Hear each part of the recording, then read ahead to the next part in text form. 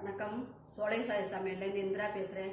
இன்றைய வீடியோவில் பெரியவங்கலேருந்து சின்னவங்க வரையும் விரும்பி சாப்பிட்ற உருளைக்கிழங்கு ஃப்ரை தான் செய்ய போகிறோம். இந்த வீடியோ கடைசி வரை ஸ்கிப் பண்ணாமல் பாருங்கள். வாங்க வீடியோக்குள்ளே போகலாம். உருளைக்கிழங்கு தோல் சீவிட்டு இந்த மாதிரி கட் பண்ணி வச்சுக்கிறேன். சுடுதண்ணில் 5 நிமிஷம் போட்டு எடுத்துடலாம், வேக வச்சு எடுத்துடலாம்.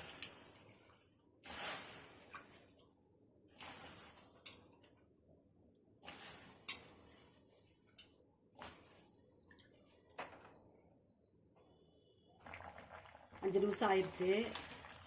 தண்ணியை வடிச்சுக்குவோம், வடிச்சுட்டு ஆற விடுவோம். தண்ணி வடித்து ஆறிடுச்சு. இப்போ 2 டேபிள் ஸ்பூன் தனி மிளகாய்த்தூள் போட்டுக்கலாம், 1/2 டீஸ்பூன் மஞ்சத்தூள் போட்டுக்கலாம், 1 டீஸ்பூன் கரம் மசாலா போட்டுக்கலாம், 1 டேபிள் ஸ்பூன் இஞ்சி பூண்டு வேஸ்ட்டு. நல்லா கலந்துக்கலாம். இதை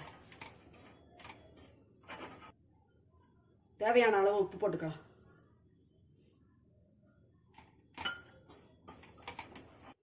3 டேபிள் ஸ்பூன் கடலை மாவு எடுத்துருக்கேன். மைதா வேணான்னு போட்டுக்கலாம்.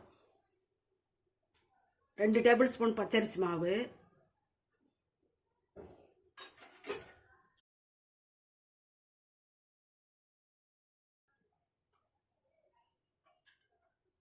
இவ்வளோ தயிர் ஊற்றிக்கலாம்.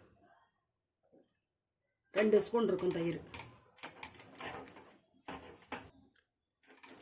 நல்லா பெசரி கலந்துட்டோம்.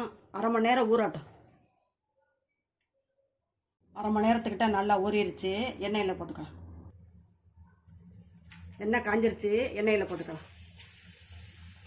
கைனாலே எடுத்து போடலாம்.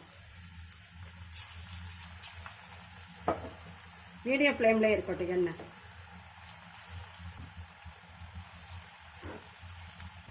பெரியவங்கள்லேருந்து சின்னவங்க வரையும் பிடிக்கும். உருளைக்கிழங்கு யாரும் பிடிக்காதவங்களே இருக்க மாட்டாங்க.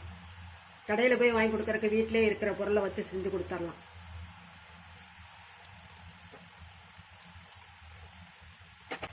உடனே திருப்ப வேண்டாம்,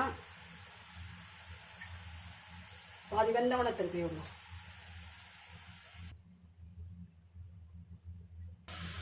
நல்லா பொரிச்சிட்டோம்.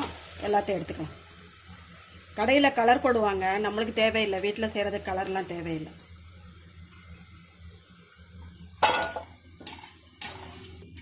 இதே மாதிரி எல்லாத்தையும் பொரிச்சு எடுத்துடலாம்.